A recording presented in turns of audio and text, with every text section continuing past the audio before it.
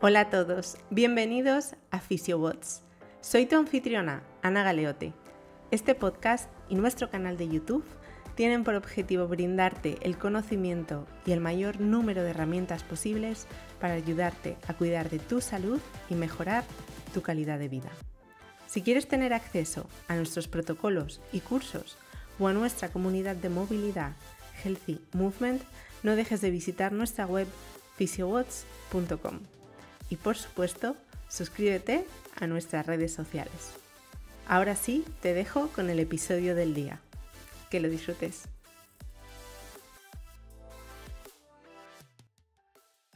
Bueno chicos, hoy tenemos un podcast que creo que os va a resultar muy interesante. Hoy me he sentado a hablar con el doctor Gonzalo Mora. Es traumatólogo cirujano, el director médico de Itramed, experto en terapias regenerativas. Este es un tema del que creo que hay muchísima confusión, pero a la vez nos interesa muchísimo, porque ¿quién no quiere saber qué es lo que puede hacer para regenerar su tendón, su cartílago, para mejorar el estado de su articulación sin tener que llegar a una cirugía? Hasta la fecha, siempre hemos pensado que cuando teníamos algún tipo de artrosis, de degeneración, de lesión, las únicas vías posibles eran o bien recurrir directamente a la cirugía o bien aliviar el dolor pues con analgésicos, con antiinflamatorios, con fármacos. Y las terapias regenerativas precisamente dan esa oportunidad de promover la propia regeneración, valga la redundancia, de los tejidos, la capacidad del cuerpo de recuperarse.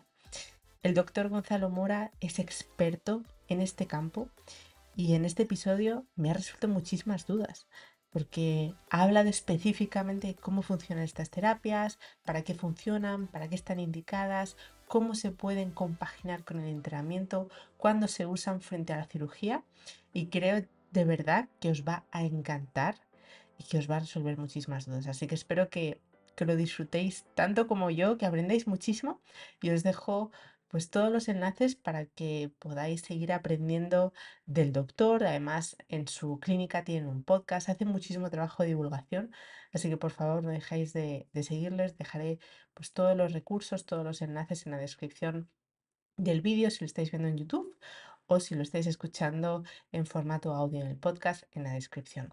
Y ahora sí que sí, no me enrollo más y os dejo con el episodio del podcast.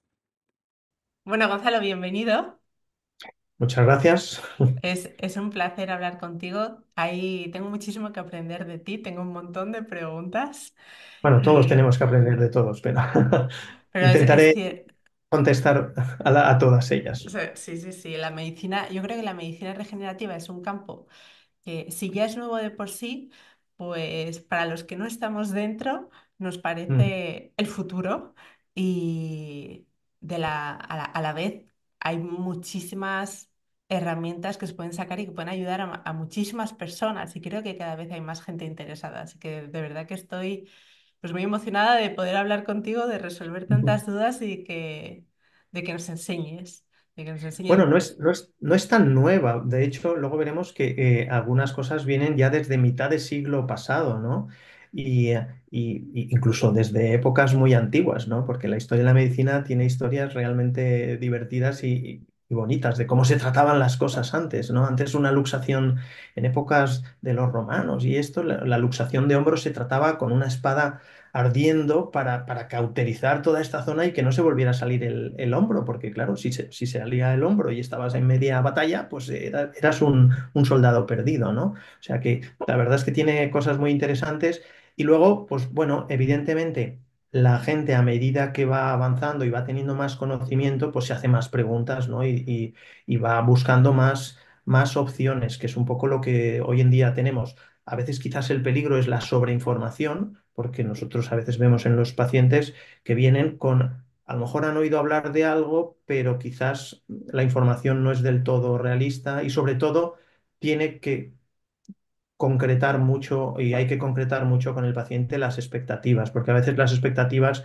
no son reales Y a veces hay que decirle al paciente, mire, usted no es el candidato ideal para este tipo de tratamientos porque los resultados no están avalados a día de hoy en una lesión a lo mejor tan avanzada, ¿no? Mm, Pero sin embargo, claro, tradicionalmente, por otra parte, hemos pensado que la medicina, en cuanto al sistema musculoesquelético, no hablo ya de tu especialidad, sino en concreto de traumatología, era o te tomas AINES, antiinflamatorios no esteroideos, o te opero, ¿no? Casi es los dos extremos de un abanico que durante años y a día de hoy siguen ofreciendo la mayoría de compañeros traumatólogos, pero la realidad es que la mayor parte de los pacientes ni están en la zona que necesiten antiinflamatorios porque los tendrían que tomar de manera continua, ni quieren o a lo mejor no necesitan la cirugía. Con lo cual, ahí hay un montón de pacientes que quedan un poco en el limbo, desamparados, con lesiones, con dolor, que les han dicho que no hay nada que hacer y ya han asumido que no hay nada que hacer y a lo mejor no han buscado. Bueno, a día de hoy la gente busca más, quiere estar más informada, pero insisto, lo importante, y por eso me gusta que otros profesionales, no solo a veces, si lo dice el médico, parece que, bueno, igual, pues, porque es lo que hace él, ¿no? Si yo solo pongo clavos, pues yo hablaré bien de los clavos. Pero ya cuando empezamos a hablarlo y empezamos a compartirlo con otros profesionales de la sanidad y gente que está aportando, digamos, conocimiento y bienestar, que en última instancia, pues ahí yo creo que es muy bonito, ¿no? El poder hacerlo así. desde luego, desde luego. Y creo que eso que has dicho de, parece ser que antiguamente se pensaba que el paciente o tiene la solución de cirugía o básicamente medicación continua.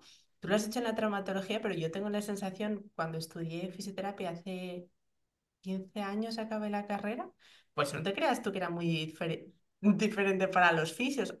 O estábamos con pacientes posoperatorios o aliviar el dolor con masajes.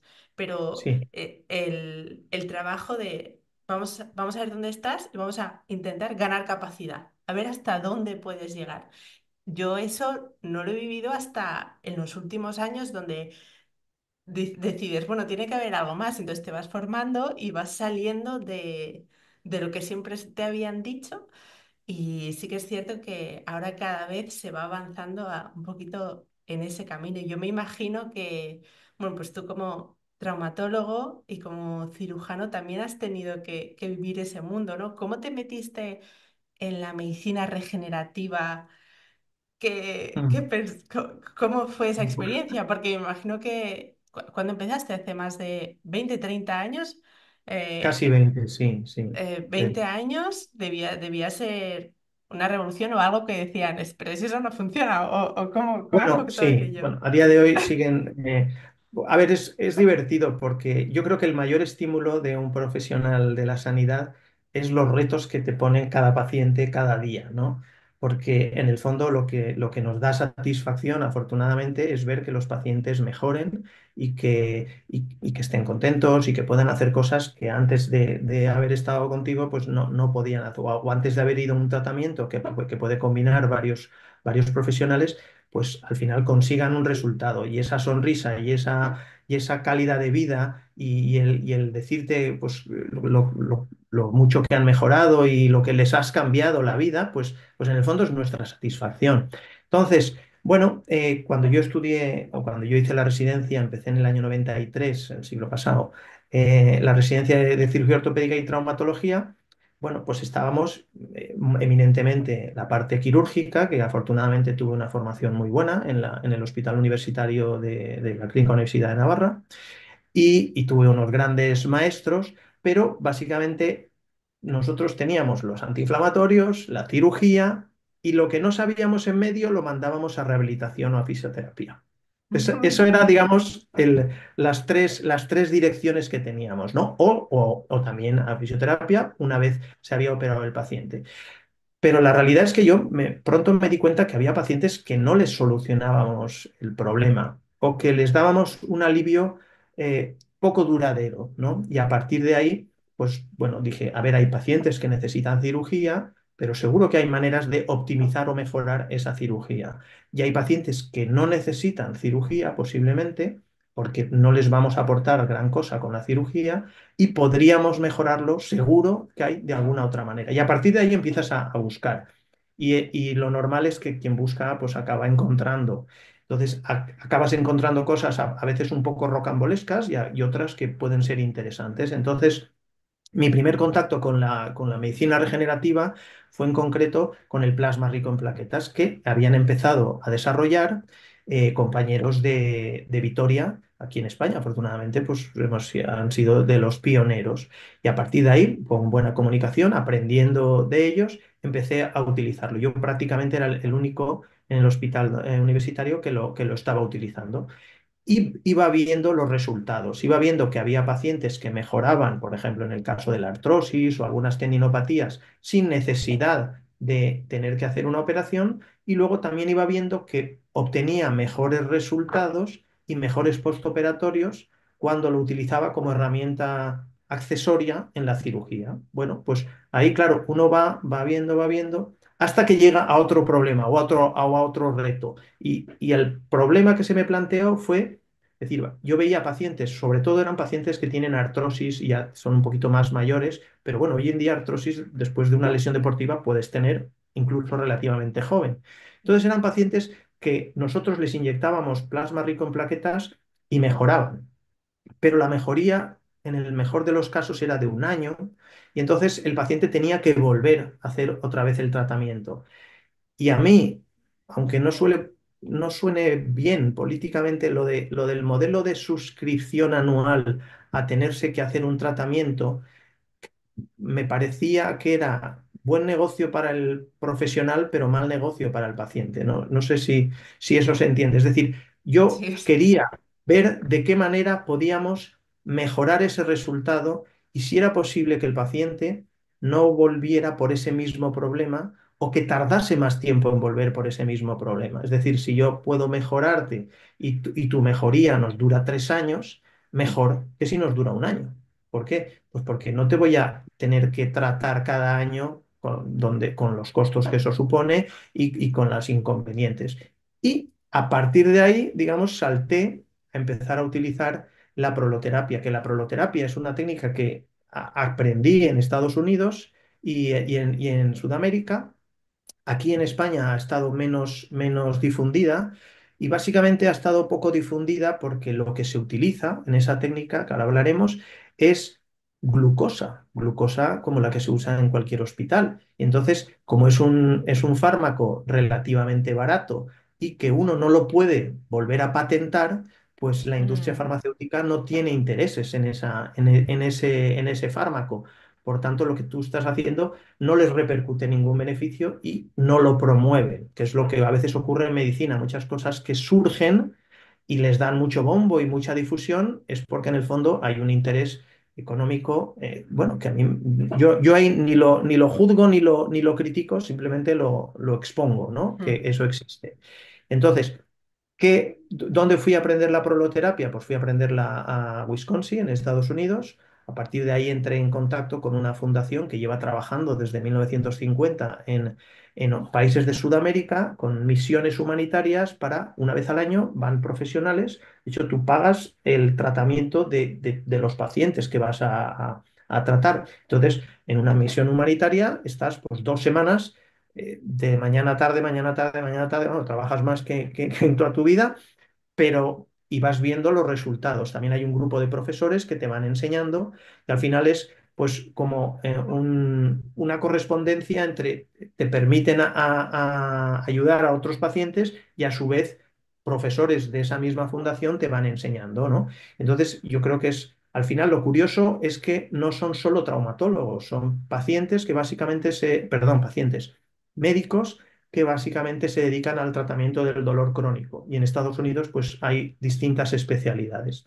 Y ahí fue un poco llegar a la proloterapia, que la proloterapia básicamente es generar pequeñas heridas en ligamentos y tendones para estimular la capacidad natural de curación de los propios tejidos, que en condiciones normales y en el adulto, pues han dejado de funcionar, ¿no? Yo si tengo 57 años y me lesiono un ligamento, pues bueno, puede que cicatrice, pero ese ligamento no va a cicatrizar tenso como estaba en su origen, sino que va a cicatrizar más distendido.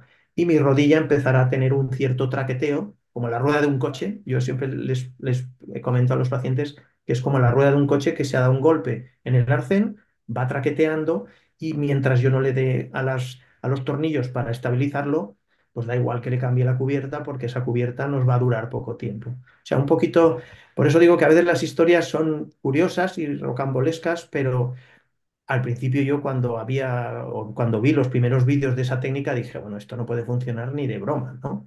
Y fue cuando, estando con las misiones humanitarias, veíamos pacientes, eso es lo que digamos me abrió los ojos, vi pacientes que habían sido tratados en años previos de otras articulaciones y que venían ahí. Por la cantidad de pacientes que había, solo se les permitía tratar una articulación, porque si no, pues estaríamos con el mismo paciente todo el día. Entonces, venían y tú mirabas su historial y veías que le habían tratado a lo mejor de la rodilla 3 años atrás y le preguntabas, bueno, ¿y esta rodilla qué tal? Y dice, no, esa bien, yo venía a por otra cosa. Digo, pero bien, pero si tiene una artrosis tremenda, vamos, esta artrosis en España es de las que sigue doliendo siempre, ¿no? Y sin embargo habían mejorado. Y entonces dije, oye, esto funciona y además estos pacientes no te van a reclamar si les funciona o no les funciona, te van a decir, porque, bueno, pues están dentro de una obra caritativa, digamos, y como mucho, pues, y son muy agradecidos, ¿no? Y te Mm. dicen lo que les funciona y lo que no les funciona. O sea que al final, y luego ya, pues bueno, a partir de ahí uno dice, oye, esto de estimular al cuerpo a que sea capaz de curarse, pues funciona, ¿no? Curiosamente, también en esas misiones, los médicos, si tenemos alguna lesión, bueno, pues como hay otros colegas que saben de esas cosas, pues te tratan. A mí me han tratado de la cadera, me han tratado del hombro. Claro, vas viendo también los resultados en tu propio cuerpo, con lo cual, pues eres carne de cañón, pero porque dices, oye, tiene sentido que si yo lo estoy ofreciendo a alguien, que por lo menos yo sepa cómo van las cosas, ¿no? Y en la Mm. consulta nuestra, pues más o menos, menos una secretaria, el resto ha pasado por los tratamientos, con lo cual, si no se fiasen, pues no pasarían, ¿no? Esa es un poquito la historia, un poco larga quizás, pero bueno, y de ahí, pues bueno, se va pasando, como tú sabes, a nivel profesional, cuando algo te apasiona y ves el resultado y ves y lo puedes transmitir a los pacientes, pues es cuando dices, bueno, vamos a seguir averiguando, ¿no? E informándonos. Qué bueno, qué interesante, qué interesante. Has hablado de el plasma rico en plaquetas, de la proloterapia, que me ha quedado la duda de si la glucosa se utiliza como agente anabólico una vez que generas ese daño es para promover esa regeneración. Sí, bueno, se ha visto, desde 1950 se vio por un cirujano general, él lo que tenía eran muchos pacientes que tenían hernias Ujú. inguinales y como sabes, en la patología deportiva, la famosa pubalgia y dolores de esa zona tienen que ver con un déficit o con una insuficiencia de la pared abdominal en la inserción en la zona de la pelvis, que en el fondo da origen a veces a hernias. Bueno, pues este cirujano empezó poniendo sustancias que provocaban una irritación. Al principio no era glucosa, eran cosas tan curiosas como piedra pómez triturada. Dices, oiga, esto suena rocambolesco. Bueno, pero él provocaba una irritación en esos tejidos proliferaban, crecían, se formaba más colágeno, daba consistencia y evitaba la cirugía. A partir de ahí, tuvo pacientes que tenían otros dolores de tipo musculoesquelético y empezó a tratarlos y fue acumulando muy buenos resultados. Y bueno, y el resto pues ya es historia, a partir se pudo expandir mucho por Estados Unidos y después por Sudamérica. Entonces, realmente, ¿por qué se utiliza hoy en día la glucosa? Porque de todos los irritantes que se han ido probando, irritantes para iniciar una cadena o un proceso inflamatorio controlado, la glucosa es el más seguro, porque los otros, pues dependiendo de dónde los colocases, por ejemplo, había algunos que contenían algún tipo de alcohol y si se colocaba en la columna, pues podía dañar a los nervios. Entonces, en los últimos años, los últimos 20 30 años, lo que se utiliza básicamente es la dextrosa, a un porcentaje en torno generalmente superior al al 10% porque es cuando produce esa irritación. Entonces, es como si yo tuviera una herida, a veces yo, como si tuviéramos una úlcera en el pie y hay que curarla, lo primero que vamos a hacer es rasparla y hacerle que sangre. Bueno, si eso lo trasladamos a los tendones, lo que vamos a hacer es provocar una herida para que luego, si suplementamos con plasma rico en plaquetas o con células de otro origen, ya esas células y ese plasma se encuentra un tejido que está intentando curarse. No se encuentra un tejido inerte. Si tú una tendinopatía crónica de larga evolución, de las que vemos a veces en consulta, simplemente le inyectas plasma rico en plaquetas, el plasma no hace nada, porque está esperando alimentar o mejorar las condiciones de un sitio que intenta curar. Si no está el proceso en marcha, pues no cura nada. Y eso es un poquito la ventaja que nos da la proloterapia. Él, por una parte, pone en marcha el proceso de curación y por otra parte, que es lo más útil, a nivel de los ligamentos, los va tensando poco a poco, va haciendo que se encojan. Encoger no es lo correcto, pero cuando de la misma manera que si nos cortamos en la mano, imagínate, y no es muy profundo, no hace falta poner puntos. Si estuviéramos mirando la herida durante una semana continuamente, veríamos cómo crece el tejido y la herida se va cerrando. De hecho, coloquialmente decimos, se me ha cerrado la herida o se me ha cerrado la cicatriz. ¿Por qué se cierra? Se cierra porque las fibras de colágeno que se forman se van retrayendo de manera natural. Si lo viéramos en el microscopio serían pues como que se van aproximando, ¿no? Bueno, pues ese efecto, que es un efecto natural y que ocurre de manera habitual en el cuerpo, nosotros lo provocamos en múltiples zonas, en un ligamento a lo mejor en 20 puntos, Mm, que un poquito aquí, un poquito aquí, un poquito aquí, al final hace ese efecto. O sea que esa es un poco la idea de generar una herida y a partir de esa herida estimular esa herida, que puede ser estimulada con simplemente con plasma rico en plaquetas, que en el fondo es un cóctel de proteínas regenerativas, o incluso con células mesenquimales que podemos sacar de la médula o de la grasa, que dentro de ese grupo de células mesenquimales van a estar las llamadas células madre, que a veces los pacientes se confunden y dicen, no, me sacaron sangre y me van a pinchar células madre. Bueno, a veces es bueno explicarles que en un plasma rico en plaquetas no se le están inyectando células madre. Pero a veces, si el paciente viene con esa idea, decir, mire, yo puedo tratarle esto, en fin, no sé si a veces por más explicar aumentamos las dudas del paciente o las pues disminuimos, pero bueno, esa es la situación. qué interesante, qué interesante. Y esta regeneración, es la proloterapia, ¿en qué tipo de tejido se utiliza? Me imagino Mm. tendón, ligamento, cartílago, ¿dónde? ¿O hueso? ¿Dónde se Sí, utiliza? sí, sí, básicamente los que has dicho. O sea, son tejidos con una característica común y es que son muy ricos en colágeno. Como sabes, hay múltiples tipos de colágeno, pero el cartílago tiene un tipo de colágeno, el hueso tiene otro tipo de colágeno, pero concretamente la proloterapia se utiliza en lesiones de ligamentos, de tendones y de forma intraarticular para mejorar las condiciones del cartílago en una rodilla que empieza a estar artrósica.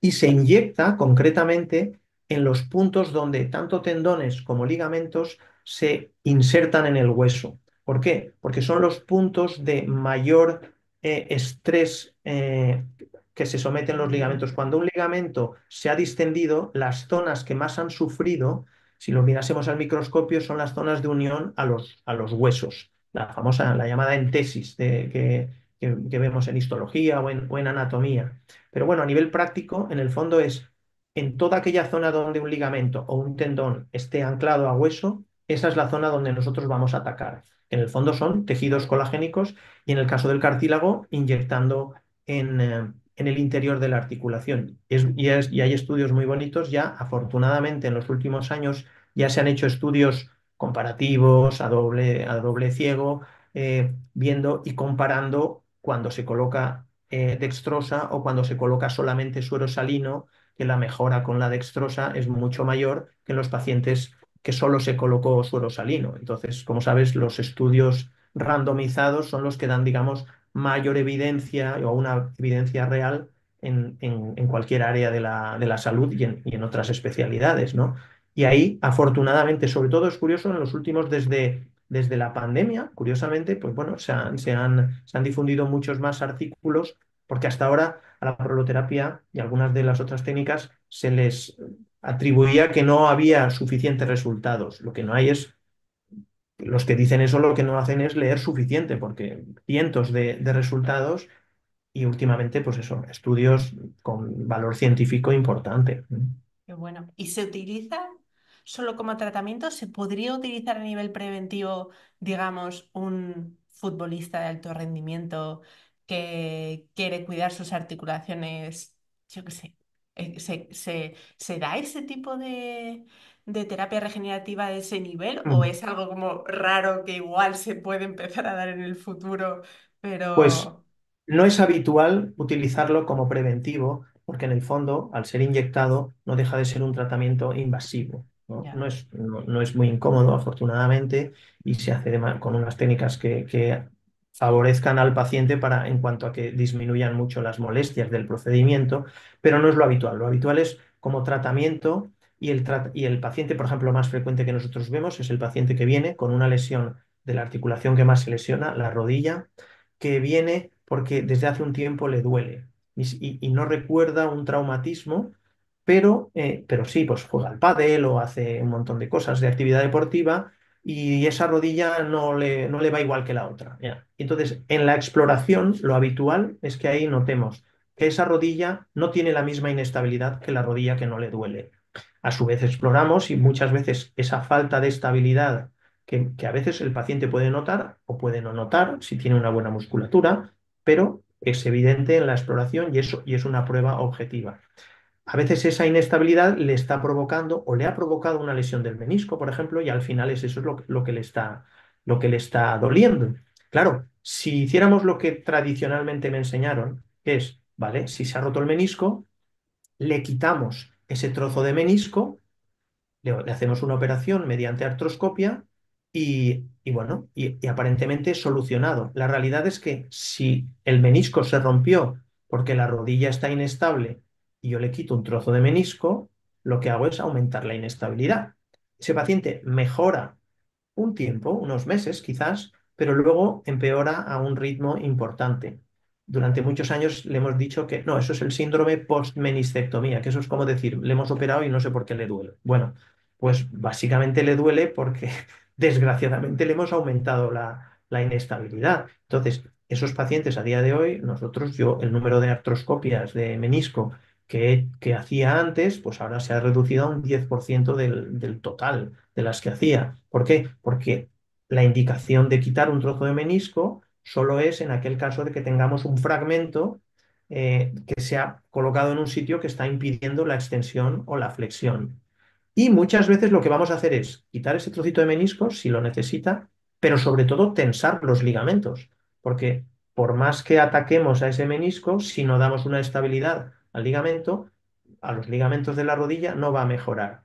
Solo he tenido un caso de una deportista profesional que le habíamos tratado una rodilla por una inestabilidad, ya vino, digamos, como paciente lesionada de una rodilla, y al cabo de un tiempo, cuando ella vio el resultado que le había dado en la rodilla tratada, sí que nos dijo, oye, mira, esta rodilla no la tengo lesionada, pero no está como hace 5 años. Está... Entonces, en la exploración sí que es cierto que tenía algo más de lo habitual de laxitud. Y en ese caso especial, porque la paciente había visto el resultado, pues digamos, optamos, y porque era una profesional, por así decirlo, optamos por esa opción. Pero no es lo habitual, sobre todo porque la mayoría de las veces el paciente no viene a pedirnos eso, porque, entre otras cosas, si no le duele nada, no lo vemos, ¿no? O sea, es muy raro que se haga. Quizás con el tiempo, a medida que se vayan conociendo estas técnicas, el paciente es más consciente y lo que sí que le decimos es, por ejemplo, si hemos tensado un ligamento o varios ligamentos de una rodilla y el paciente sigue haciendo su actividad y al cabo de 3, 4, 5 años empieza a notar que la rodilla no está igual, bueno, ven antes porque posiblemente tensando o ajustando alguna parte y haciendo menos de lo que hicimos al principio, podemos volver a la situación, ¿no? Pero esa sería, digamos, ya en un escenario que el paciente ya se conoce un poquito. Y ahí la realidad es que el paciente ya viene diciendo, oye, mira, que quiero que me hagáis esto, lo mismo que me hicisteis en la otra, o me está empezando a dar un poquito de guerra, antes de que me dé más guerra, vamos a tensarlo, ¿no? Interesante, Es- interesante. Y siempre todo, cuando estás hablando de tensar ligamentos a nivel de la proterapia, utilizando esa técnica. Sí, sí, sí. En el Ok, caso de sí. la tensión tú puedes tensar un ligamento estimulándole a que forme colágeno. Entonces, si tú inyectas en un ligamento que está, digamos, destensado, crónicamente destensado, tú inyectas plasma rico en plaquetas, como se encuentra con un tejido que no está en actividad, no está inflamado, pues no le provoca un efecto en principio. Entonces, ¿qué hacemos en ese caso para tensar los ligamentos, que es parte del tratamiento que a lo mejor necesita una articulación? Lo que hacemos es, primero, bueno, primero, aunque se haga simultáneamente, inyectar esa dextrosa en distintos puntos del ligamento, se hace en una primera sesión, se repite aproximadamente a las 3 semanas y se vuelve a repetir otras 3 semanas después. ¿Por qué 3 semanas en este caso? Porque ahí ya lo que contemplamos son una serie de procesos biológicos en los que inicialmente hay una subida de la inflamación que nosotros provocamos. Eso se sigue de una fase de proliferación de los tejidos, formación del colágeno que comentábamos antes, y luego ya durante un par de años incluso se produce una remodelación del tejido, pero la fase de proliferación inicial que se está formando el colágeno, no queremos interrumpirla con nuevas heridas. Ujú. Entonces, por eso le dejamos esas 3 semanas iniciales. Pueden ser 4, pueden ser 5, pero no es bueno acortarlo menos de 3, porque si no estarías perdiendo el propio efecto que buscabas, ¿no? Yo cuando aprendí las técnicas en Estados Unidos y en Sudamérica, eran hasta 6 sesiones. Lo normal es que cuando el tratamiento lo suplementas con plasma rico en plaquetas, por ejemplo, en el interior de la articulación, si es un paciente que ya tiene un cierto desgaste, no sueles necesitar tantos tratamientos, lo cual pues también disminuye el costo para los pacientes, porque la realidad es que no estamos en el mismo mercado que el público norteamericano. Ahí los costos se disparan mucho, pero también los ingresos, entonces, de los pacientes. O sea que hay que buscar un poco el escenario en el que uno se mueve para poder ofrecer soluciones realistas, no a precios de Nueva York, digamos, ¿no? Entiendo. Has hablado del plasma rico en plaquetas, de la prototerapia. ¿Qué opinas del ácido hialurónico? Porque creo que es de las cosas que más he escuchado, que Mm. más me han preguntado, que más gente pues, con la que tiene experiencia. ¿Cuál es tu opinión? Porque no has hablado del ácido hialurónico todavía. No, a ver, sí, yo generalmente no suelo hablar de lo que no tengo mucha experiencia o no utilizo, pero la razón es que en su momento, uno de los estudios que hicimos en artrosis era comparar el plasma rico en plaquetas frente al ácido hialurónico en grados de artrosis similares, grados 2, grado 3, de los 4 grados que hay.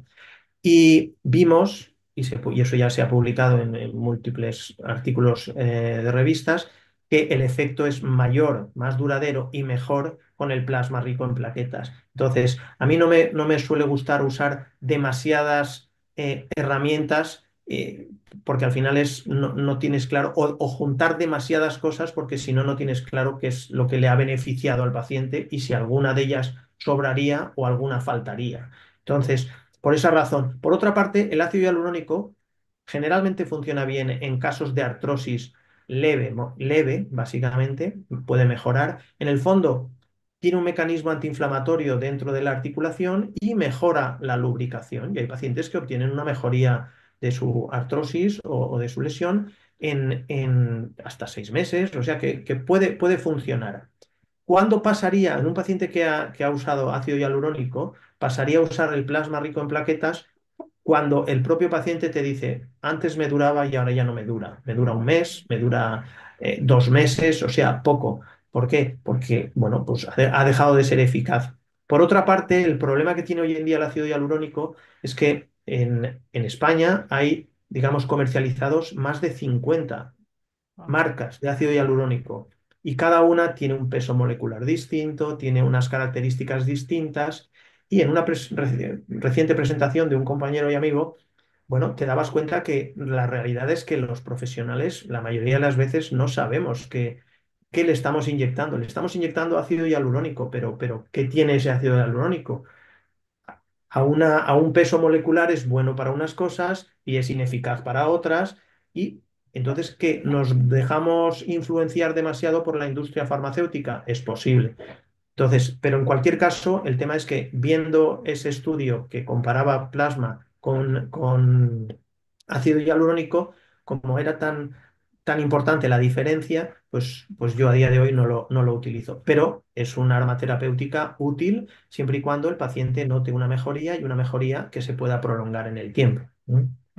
Interesante. Has mencionado la artrosis y yo tengo una duda que tengo muchas ganas de saber tu opinión, porque yo he conocido a personas con una artrosis espectacular en las rodillas que no les duele Ujú.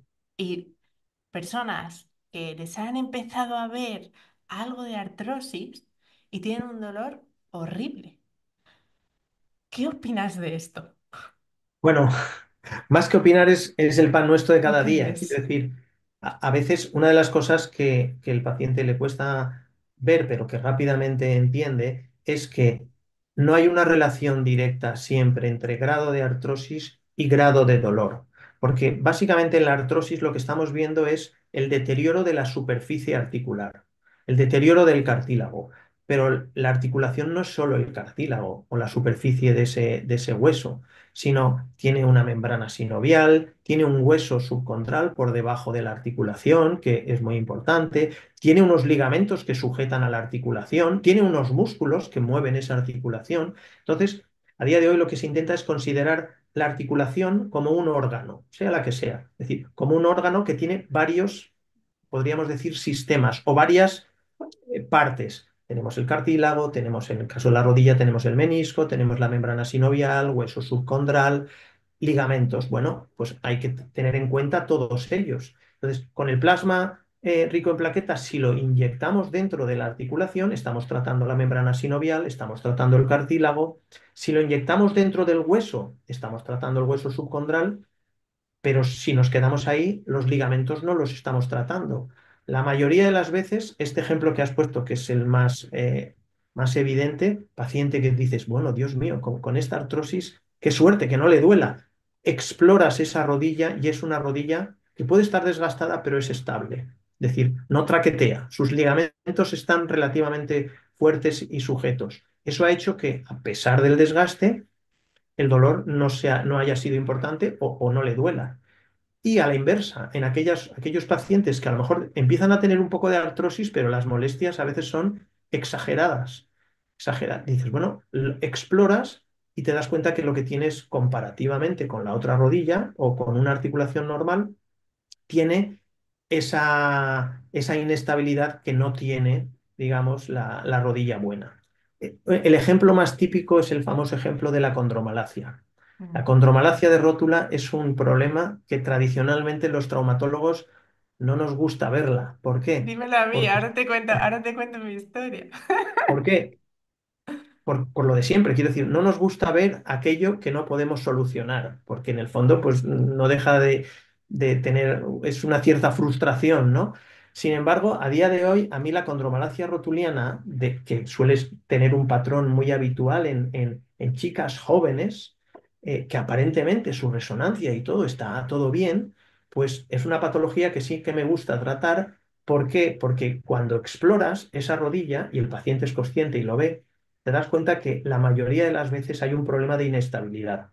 Si tratas el problema de inestabilidad en esa rodilla, que viene derivada de una laxitud de los ligamentos, en ese caso la mejoría, bueno, pues desaparece esa dolencia que la paciente habitualmente, ella, aunque puede ser chico o chica, da igual, que lleva durante tiempo, lleva durante años y dice, no, es casi una condena, no, tengo condromalacia rotuliana, es como decir, bueno, pues ya no hay nada que hacer, no, al contrario, Siempre que puedas explorar esa rodilla y objetives claramente una exploración sencilla de maniobras de cajón que hacemos o maniobras de bostezos laterales con la rodilla en extensión, vamos a ver la mayoría de las veces, por lo menos esa es nuestra experiencia, que existe una inestabilidad. Y tensando los ligamentos, a veces simplemente tensando un ligamento, en este caso el ligamento cruzado anterior, el paciente le solucionas el problema. No necesitas ni plasma rico en plaquetas, ni ácido hialurónico, ni otras medidas, porque eso le estabas poniendo un antiinflamatorio y el paciente mejoraba, pero volvía al cabo de un tiempo con el mismo problema, porque el origen, la inestabilidad, no se había tratado. O sea que ahí está el intentar buscar, decir, bueno, te duele, yo te puedo aliviar, pero voy a intentar que no siga doliendo. Entonces tengo que ir a buscar la causa. E insisto, la principal causa de dolor musculoesquelético, cuando se explora correctamente al paciente, son distintos grados de inestabilidad. No necesitas que se te salga la rótula o que el ligamento cruzado esté roto para tener una cierta inestabilidad y esa es la historia, ¿no? Mm. Mira, te cuento, cuando estaba estudiando fisioterapia, era el tercer año de carrera, porque entonces era una diplomatura, y empezó a dolerme la rodilla, dolor de estar sentada mucho tiempo, de como el test ortopédico en el que aprietas la rótula, Sí, pides la Zolen, sí, contracción. sí, Eh, muy desagradable. Muy desagradable. Y me diagnosticaron condromal, me diagnosticó condromal hacia un traumatólogo. Se me cayó el mundo encima, me dijo, no corras, nada de flexionar la rodilla, tienes que tomarte estas pastillas. Salí llorando de la Claro. consulta y lo primero que fui fue a hablar con mi profesora de médico-quirúrgica de la carrera y le dije, esto me ha pasado, que era médico, y me dijo, no te preocupes, de momento deja de correr, esto no es el fin del mundo y empieza a empecé a trabajar también con otra profesora que era fisioterapeuta, empieza a fortalecer poquito a poco. Y lo cierto es que pasado el tiempo, es verdad que en un principio no tenía muy claro qué era, qué me pasaba, sabía que mis rodillas tendían al valgo, sabía que mi rotación interna de la cadera me estaba guiando las rodillas hacia adentro, pero bueno, intentaba modificar un poco la posición, ser consciente de la alineación.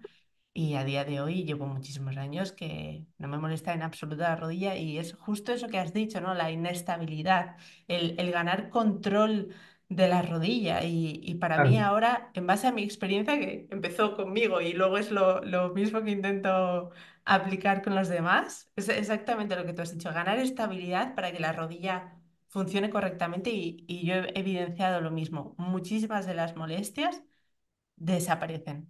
Desaparecen. De hecho, fíjate que el primer tratamiento no ha de ser el tensar los ligamentos. El primer tratamiento ha de ser todo lo que sea menos invasivo, pero que vaya orientado a esa lesión, de intentar darle más estabilidad, iniciando por la musculatura, etcétera. Pero hay momentos en los que, a pesar de hacer eso, no es suficiente. Bueno, pues si no es suficiente, podemos darle un plus. O como todas las técnicas de taping en la que se tensan las zonas interna de la rodilla o la externa, en el fondo estamos haciendo lo mismo, estamos dando más estabilidad a esa rodilla y el paciente nota mejoría cuando lleva esa cincha, esa tensión en esa zona. Estamos entre comillas y de manera externa, sujetando mejor sus ligamentos. O el paciente lleva una rodillera y dice, no, no, yo cuando llevo rodillera estoy mucho mejor. Bueno, ¿por qué? Mm. Porque le está sujetando. Lo que hacemos al tensar los ligamentos es mejorar su rodillera, pero desde dentro. Y eso se traslada, lo bonito es que se traslada a cualquier articulación. En el caso, por ejemplo, de la columna lumbar, que es una patología muy frecuente que vemos en gente joven, y en gente ya adulta y más mayor. En la gente joven la vemos por laxitud de los ligamentos y en la gente mayor tiene esa misma laxitud, pero además tiene un desgaste de la articulación. Pero muchas veces, por ejemplo, ayer estaba tratando un paciente que no llega a 30 años con un dolor lumbar en el que, bueno, ha tenido la desgracia de que se le ha estropeado algún disco y al final su columna, sus vértebras tienen como más movimiento, tienen más laxitud, que en ese caso se comprueba no porque le puedas mover la columna, sino porque, bueno, con unos test anestésicos consigues determinar qué articulaciones le duelen. Bueno, en esos casos, con una técnica de proloterapia, sin necesidad de utilizar cosas más sofisticadas, conseguimos darle más estabilidad a esos ligamentos, que en la columna hay un montón de ligamentos, y al final el problema se soluciona, ¿no? Evidentemente su disco que está estropeado no vamos a conseguir que vuelva a tener un disco como nuevo, pero si quitamos el traqueteo, yo la palabra traqueteo es la que más se llevan los pacientes, ¿no? O sea, ese movimiento anormal que está haciendo que la movilidad, no solo la movilidad, sino que cuando vas haciendo cualquier ejercicio, lo curioso es que haciendo ejercicio el paciente muchas veces está mejor. En el caso de la columna, ¿por qué? Porque la musculatura está activada. Sin embargo, estás sentado un rato o estás en el sofá viendo una película y te levantas y dices, ay, Dios mío, mi columna. Claro, ahí la musculatura no estaba trabajando. Si los ligamentos tampoco trabajan, pues volvemos a lo mismo.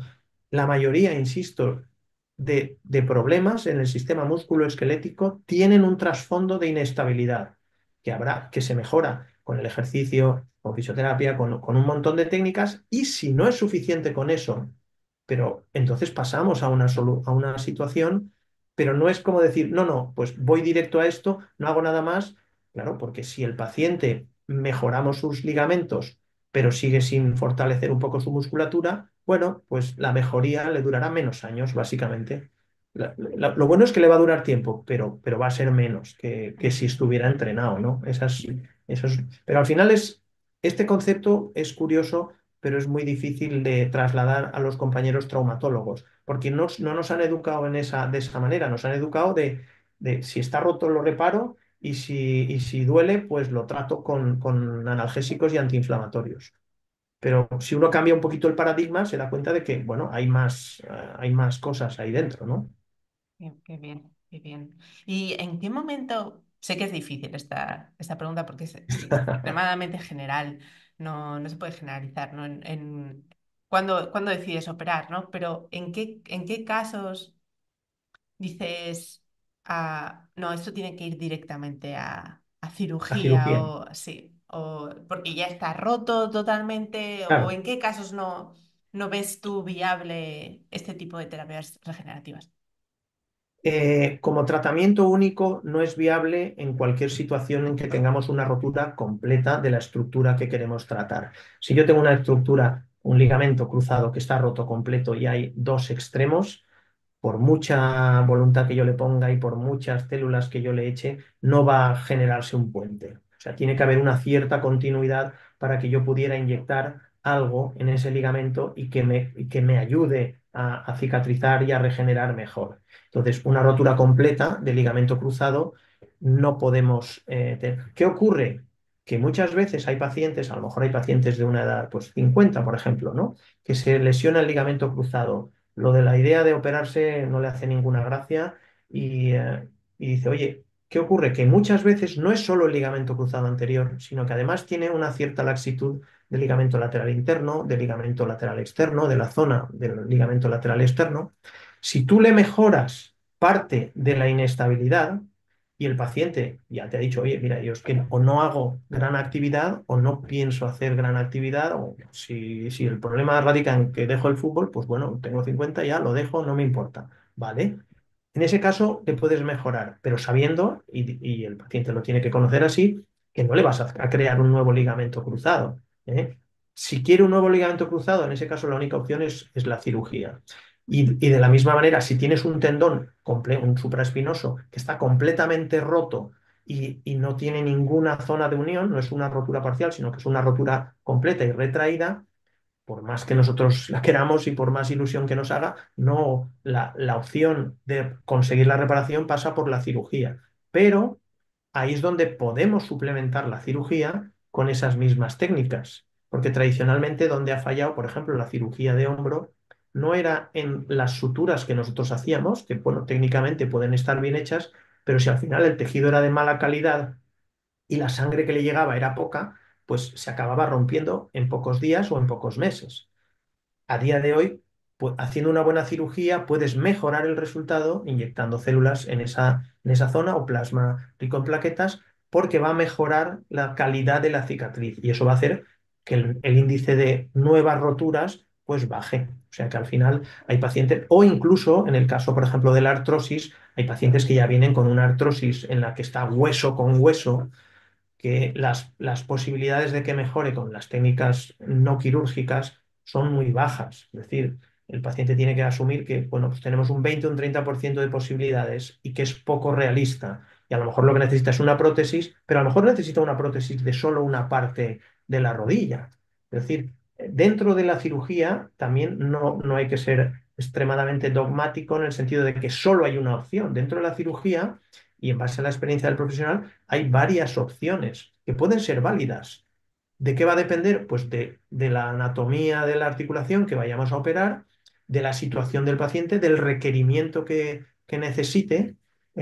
Y no es lo mismo que tenga 70 años y quiera hacer una serie de cosas y jugar con sus nietos y hacer algo de actividad deportiva que tenga 40. Claro, a lo mejor el escenario cambia tanto que ahí la cirugía, pero la ventaja, o en mi caso, la ventaja de ser cirujano ortopédico es que la indicación de la cirugía la tengo clara, afortunadamente, porque, y la experiencia, pero también la experiencia me dice que casos que a lo mejor hace años, hace 20 años, solo les podíamos ofrecer la cirugía, a día de hoy tenemos otras herramientas, ¿no?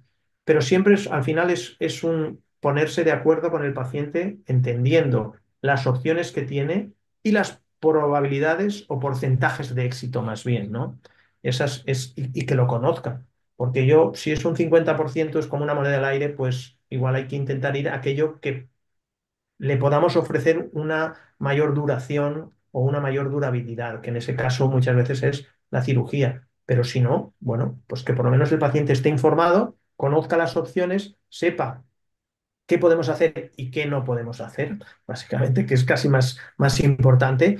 Y a partir de ahí ya, muchas veces la pregunta es, bueno, ¿y usted, doctor, qué haría? ¿No?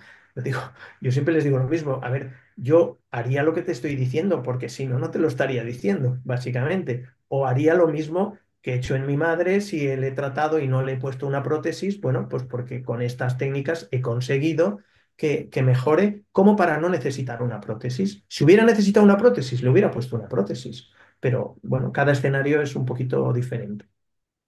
Has hablado de la calidad del tejido y te quería preguntar, porque lo hablábamos, ¿no? Al principio, hay veces que tú ves al paciente y por la experiencia que tienes, más allá de muchas veces de la evidencia que dicen los estudios clínicos, tú sabes lo suficiente o tienes esa experiencia para decir, vale, pues sé que en cierto tipo de personas la tasa de éxito es más alta o personas jóvenes o no sé, ¿qué características ves tú en tu experiencia o qué estilo de vida o aquellas personas en las que ves que esa calidad de tejido a lo mejor es mejor o que puede hacer que funcionen mejor este tipo de técnicas regenerativas? Bueno, a ver, por una parte, hay pacientes que los ves, digamos, que no, básicamente son pacientes muy inactivos y con mucha patología concomitante. No solo tienen hipertensión, sino que tienen una diabetes mal controlada, unos triglicéridos altos, un colesterol así también descontrolado, un ambiente global inflamatorio y muchas o diversas enfermedades que sí que le puedes atribuir un fondo inflamatorio. Entonces, en un fondo inflamatorio de ese tipo, los resultados son peores, siempre. La inflamación hay que verlo como dos vertientes, la buena y la mala. La mala es la que nos destruye, la inflamación que nos destruye, enfermedad inflamatoria. De hecho, mucha enfermedad cardiovascular guarda relación con la inflamación crónica, temas intestinales, temas incluso de neurológicos, pues con la inflamación crónica durante muchos años. Y luego está la inflamación buena, digamos que es la que nosotros puntualmente en aquellas zonas que necesitamos que se repare, generamos. Entonces, teniendo en cuenta esos dos escenarios, la realidad es que si tú intentas regenerar un tejido en un paciente que tiene un nivel de inflamación crónica muy alto, insisto, suelen ser pacientes que a su vez están polimedicados, tienen otros problemas. No es un paciente que viene, solo le duele esto y ya está. Es un paciente que a lo mejor le duelen un montón de articulaciones, un montón de cosas. Entonces ya ves un escenario, eso por una parte. Y luego por otra parte es también el estado de ánimo influye mucho en el sentido de que hay pacientes que dicen, bueno, es como que vienen ya con la cara de que yo me voy a curar, ¿no? Y evidentemente la situación anímica influye y luego, pues bueno, sí que hay una parte genética, hay gente que cicatriza mejor y hay gente que cicatriza peor. Y hay gente de 90 años que le ves y dices, ojalá estuviera yo así a los 90 porque de lucidez mental y de movilidad pues no aparentan estar en 90. A lo mejor le quitas 10 años casi si te lo preguntasen. Entonces, al final es la suma de una situación de salud buena o medianamente buena.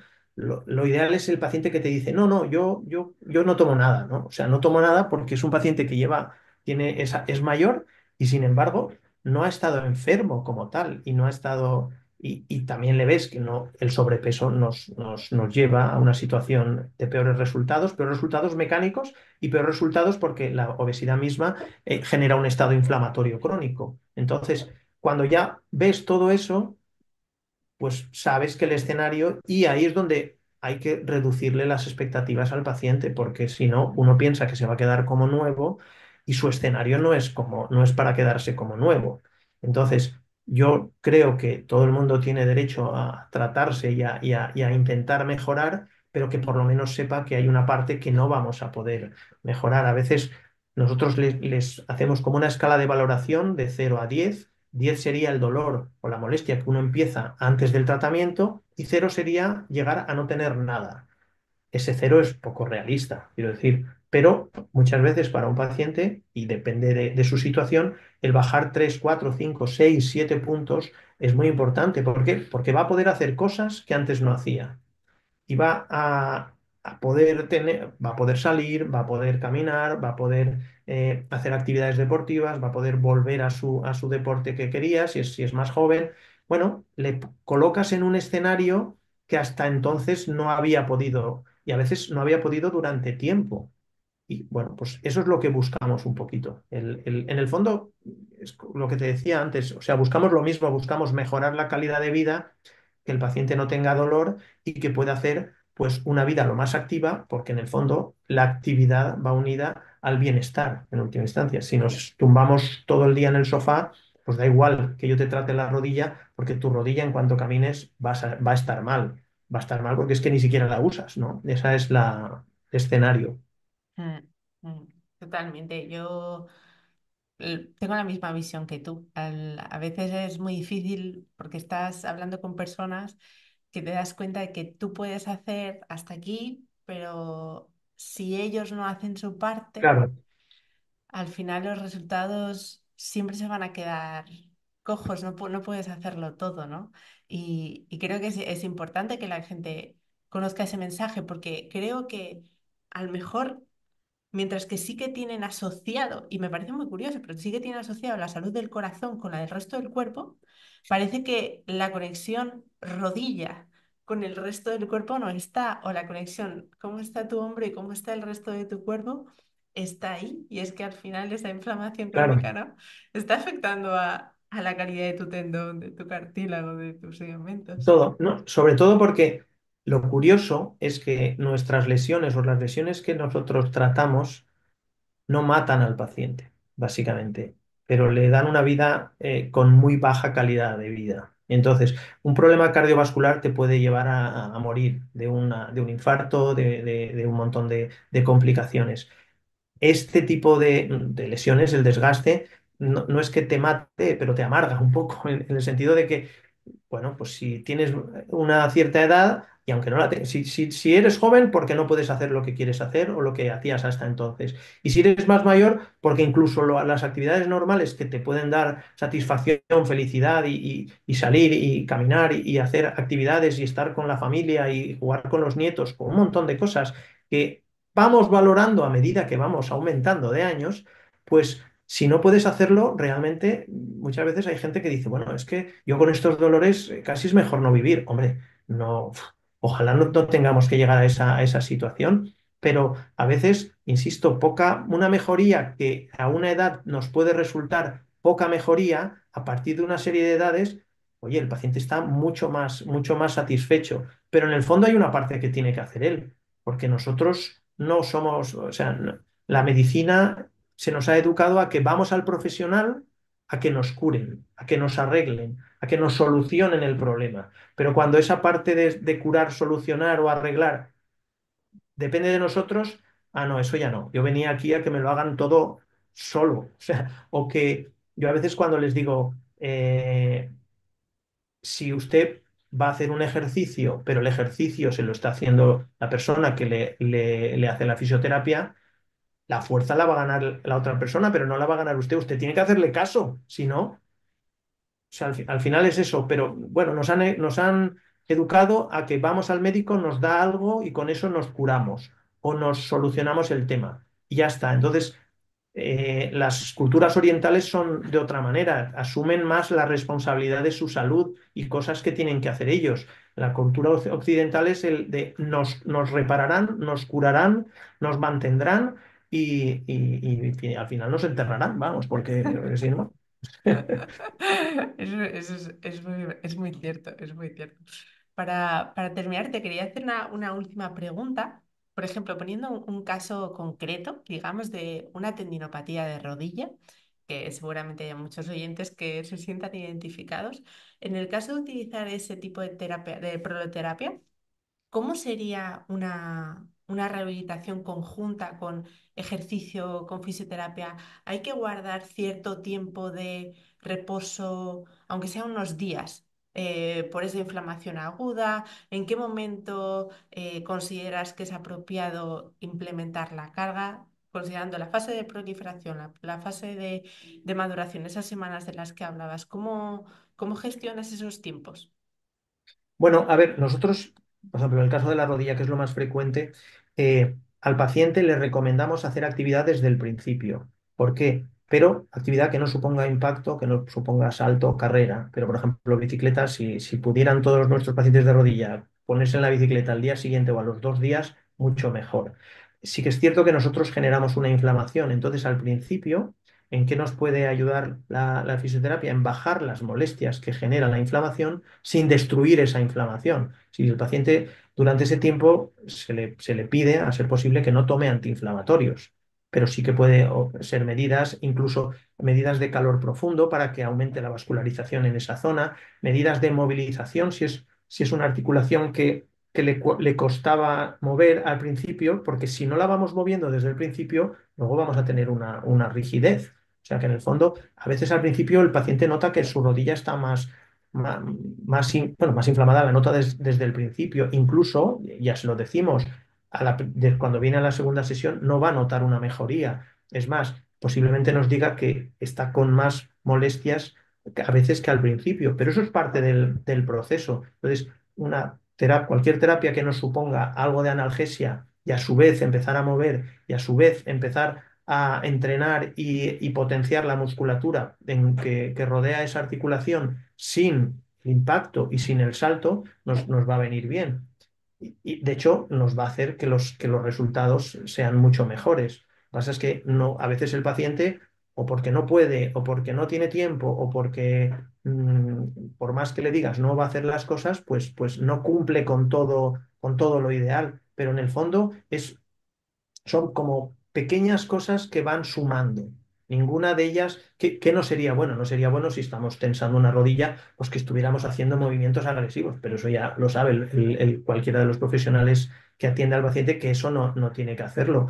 O hacer movimientos en un rango de movilidad que fuera muy doloroso para el paciente, porque al final inhibiría el movimiento y sería peor. O sea que al final es, la mayor parte de las veces, casi todo lo que se hace contribuye.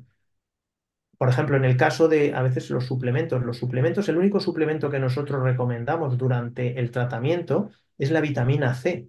Dice, bueno, ¿qué tiene que ver la vitamina C? La vitamina C es un cofactor necesario e imprescindible para la síntesis del colágeno. Entonces, durante el tratamiento, a los pacientes les recomendamos tomar vitamina C a dosis mayores a la habitual. Dosis mayores que son 2-3 gramos diarios, Algunos, si no les sienta bien el estómago, pues bueno, toman dos. Pero eso sí que se ha demostrado. Incluso en pacientes que tienen grandes heridas se utiliza la vitamina C intravenosa a grandes dosis, que no es el escenario de la mayoría. ¿Luego necesita el paciente tomar vitamina C de por vida? No, la mayor parte de las veces. ¿Necesita tomar colágeno de por vida? No, porque lo que estamos haciendo es formando colágeno durante un tiempo concreto de curación de una herida. Luego lo otro, pues yo no tengo muy claro si el colágeno por vía oral mejora o no mejora. En algunos casos de sobrecargas deportivas puede que haga estar más cómodo al paciente, pero en la mayoría de nuestros pacientes ese es un poquito el escenario. Es decir, complementar lo que pueda ser útil para el paciente y desde luego movimiento, todo lo que sea de tipo estímulo mecánico, calor profundo, todas estas cosas, terapias de analgesia que no suponga un mecanismo antiinflamatorio, nos ayuda sin lugar a dudas. ¿Y cuántas sesiones de tratamiento haríais? Es decir, si empieza hoy 29 de noviembre, ¿cuándo sería la última etapa del tratamiento? ¿Cuánto dura? ¿3 meses? Sí, no, de normal duras mes y medio, porque Ok, lo que hemos comentado, cuando tres hacemos un semanas. tratamiento de estos, incluido proloterapia, más o menos otras herramientas, porque empezamos segundas sesiones a las 3 semanas y terceras sesiones 3 semanas de nuevo. El mínimo, digamos, que está en mes y medio, pero sí que es importante empezar a hacer algo ya desde el principio, porque si una articulación no le vamos estimulando desde el principio, luego cuesta más arrancar, ¿no? Por eso, si el paciente nos dice, ¿qué puedo hacer? Dice, no, no solo qué puedas hacer, sino qué creemos que debes hacer.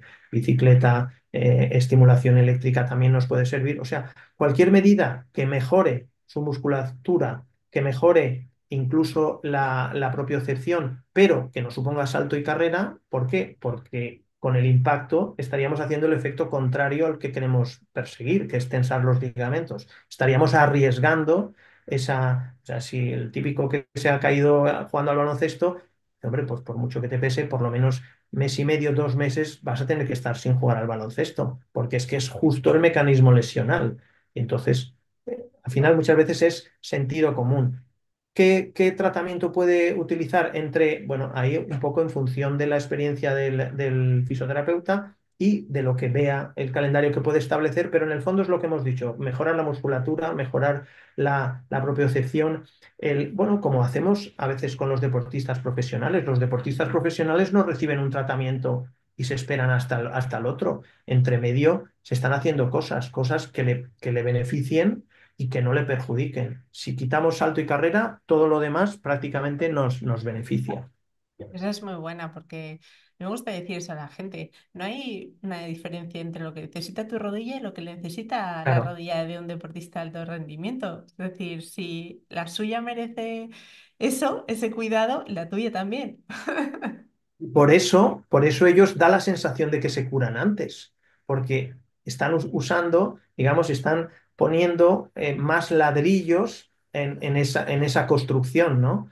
A veces la persona no deportista profesional, por lo que sea, por las opciones, por la disponibilidad, por lo que sea, no ponemos todas las herramientas y entonces, pues bueno, pues el resultado será bueno, afortunadamente, pero va a ir más lento. No puede pretender porque no va a estar las 8 horas de cada día dedicado a cuidar su lesión, porque, bueno, desgraciadamente tenemos otras actividades que hay que atender, ¿no? Esa es la idea. Y bueno, pues muchísimas gracias, Gonzalo. Ha Bueno, sido sí, un una placer. conversación muy enriquecedora, de verdad, y creo que has aclarado muchas dudas, que seguro que haya gente que tras escucharte ahora le surjan más. Por supuesto, esto es, Así que es como cuenta lo con que de... igual No, te llamo en unos meses para hacer una segunda esto- parte.